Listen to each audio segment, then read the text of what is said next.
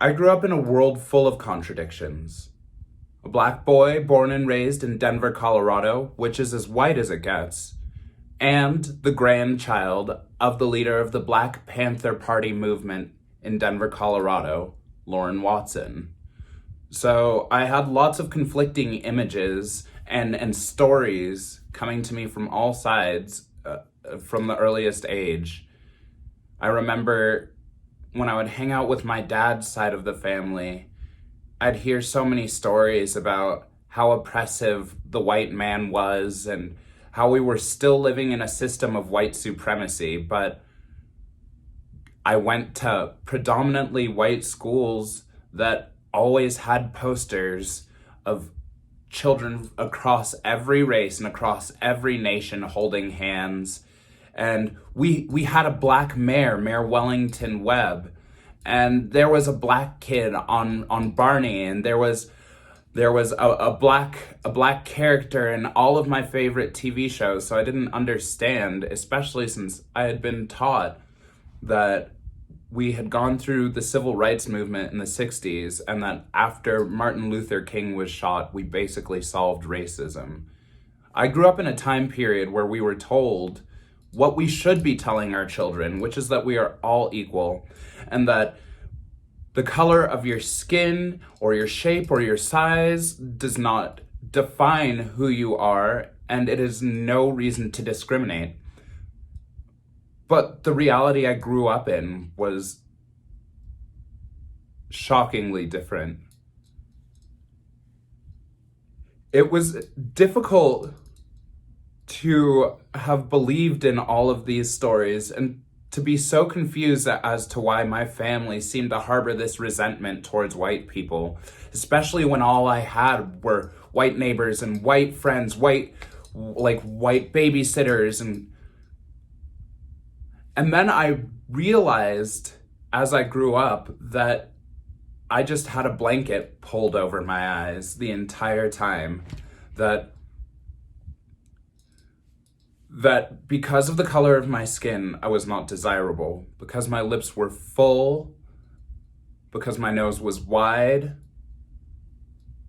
because my hair is nappy, that I was not good enough. And I remember learning this first lesson. I was 5 years old and hanging out with one of my friends, and we were just talking about like style or something, which is how I should have known I was queer. But we were talking about style, and he started putting his hair into a mohawk and was like, yeah, it's really cool, you should just do it, like just make your hair a mohawk like mine. And like no matter how hard I tried, my little afro was not going to stay in any shape or direction. And after seeing the pictures of kids in the media with their bowl cuts and their mohawks, I started to see a pattern, and the pattern was people who don't look like me being celebrated, being accepted as the norm. And I grew to understand that when you talk about being American, you're talking about being a man. You're talking about being a white man. You're talking about being a cis white man. You're talking about being a cis white man who can afford to own land. And the older I got, the more distanced I became from that reality, because I grew into the skin that I was meant to be in. I got to see kids teasing me and picking on me because I was too black, and from the same spectrum because I was too white, and I never really knew how to fit in this world that was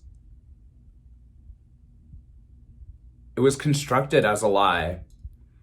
And so I've spent my adult years since then unlearning all of the toxic behavior, all of the negative things about me. I've had to put in serious work to learn to love my lips because the world did not want me to. I've had to love my skin because I was always good enough to be a friend, because it's nice enough that we can have friends, but never a love interest, never a main character, never somebody whose story was anything more than something for people to take pieces of without ever really appreciating. And it frustrated me as I grew up to see how much of Blackness is celebrated without it being attributed to people of color, to Black people. How my skin is something that's beautiful if you were born white. How my lips are something that are beautiful if you were born white. How my hair is something that's admirable as long as it's on your features. And it made me realize that I've been doing so much wrong, even in my adult life, to uphold all of these standards. Because I've been complicit. I've been complicit in the oppression, and I've believed it. By simply believing that there was nothing wrong, by simply believing that yes, I was going to be treated a different way because of my skin color, and that's just how the world is. Or, yes, it's okay for another person to be treated a certain way or be denied their human rights because of their genitalia, or because of the fact that their genitalia don't match who they really feel they are, because they're not defined by a piece of paper, because they're not defined by a skin color or a shape or a gender. And the more I've unlearned all of the things that kept me from being a part of that, the more I've realized that we as a community still have so far to go. We talk about inclusivity, but we really only mean that if you are a cis, gay, white male.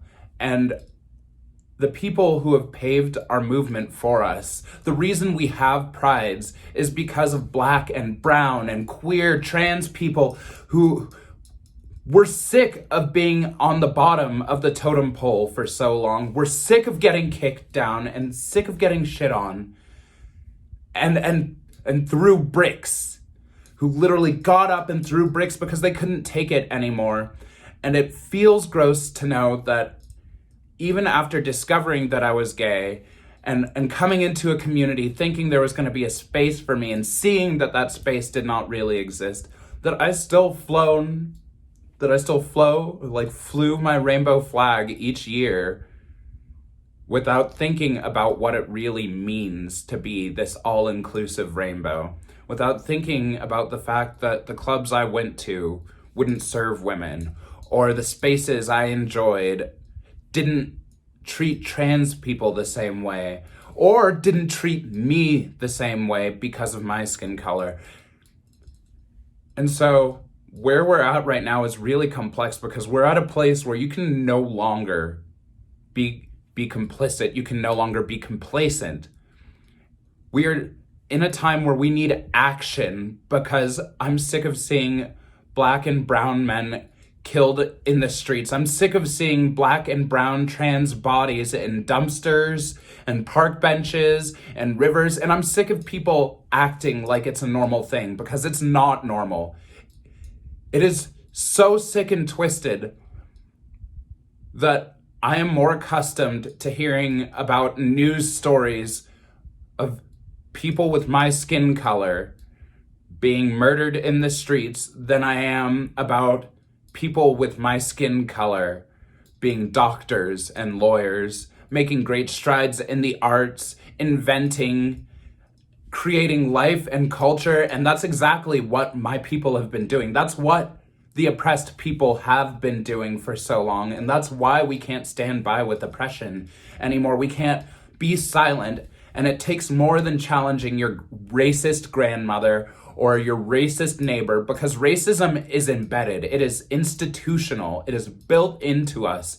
And the second that you believe that you have beat it and that you think you're done with it and that we are all good is the second that you've lost the war, because we are fighting a war still. And the war isn't against people who don't believe that I deserve the same rights. The war isn't against people who believe that my way of life is wrong, that my skin is wrong, that my expression is wrong. The war is against people who think that there is no war. The mindset that everything is better now because we're in 2020. And I think this has been a fucking wake up for everyone, because it is time to pick up your pitchforks and go to war. We need people to do the work that we've been speaking of and preaching online for the last decade. I've been reading Black Lives Matter online for a decade, and I still don't see it in the streets. I don't feel it when I go out. I don't know it when I'm talking to someone. I still don't know that Black Lives Matter in America because I'm still not convinced. And it's going to take a lot more than a hashtag to get us there. So instead of asking everyone to go home and confront their racist grandmothers and their neighbors and call out the toxic behavior, because that is the easy part. We've been doing that for 10 years and it's not going anywhere. I implore you to go to war with yourself. I implore you to ask yourself, am I doing enough?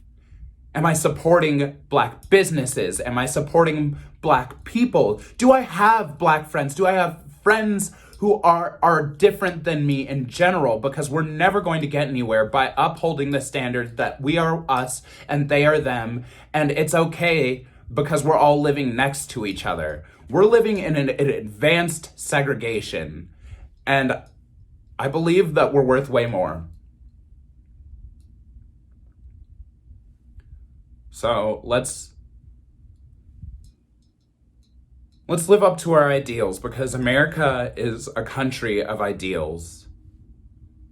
And that's the only thing that has made us great. But those ideals do not mean shit if we're not willing to put in the work it takes to fully achieve them.